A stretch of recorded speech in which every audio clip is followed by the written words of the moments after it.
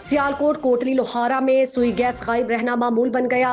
इलाके भर में गैस की बहाली मुकम्मल तौर पर बंद होने से शहरियों में गम गुस्सा पाया जा रहा है। मुतादिद इलाके जहां दिन हो या रात गैस का बहरान मौजूद है। कोटली लोहारा से मियां अजमल महमूद की ये रिपोर्ट देखिए। जी बिल्कुल, इस वक्त कोटली लोहारा में जो सबसे बड़ा संगीन मसला है वो गैस का है।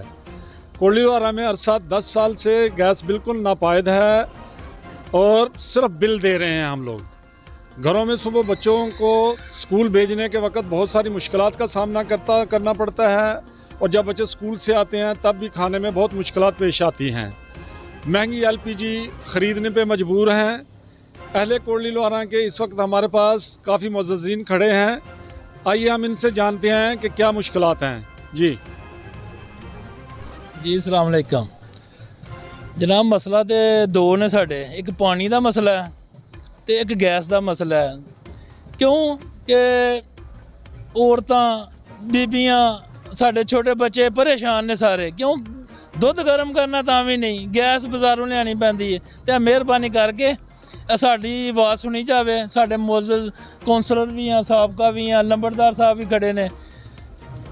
असी बड़े परेशान से इस वजह वास्ते असें मीटिंग की है तो असी यह कहना चाहते हैं उपर जिन्ने भी साढ़े MP MNA ने साड़ी आवाज़ तो सुनन तो इस काम से अमल दरामद कराना है, नहीं कि सुन के कन्ना चो नहीं कढ़नी।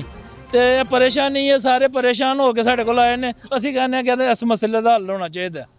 मेहरबानी। जी बिल्कुल, हमारे साथ एक और हमारे सीनियर बुजुर्ग साथी मौजूद हैं। आइए हम इनसे बात करते हैं। हाँ जी, पढ़ो जी बिस्मिल्लाह जी। बिल्कुल जनाब, असी गैस हथों तो पानी हथों बड़े तंग जे। कोटली लोहारा का मसला है भी कोटली लोहारा के 5 मिनट भी बारिश हो जाए ना तो इतने लंघन राह कोई नहीं, आके कोई बंदा भी चैक कर सकता है। असी तो अफसर के तरले पा के थके जे, अपने MP MNA के भी तरले पा के थके जे कि बिल्कुल पानी का मसला वै तो एडा कि जबरदस्त पानी का मामला बनया था कि जिसका हिसाब कोई नहीं।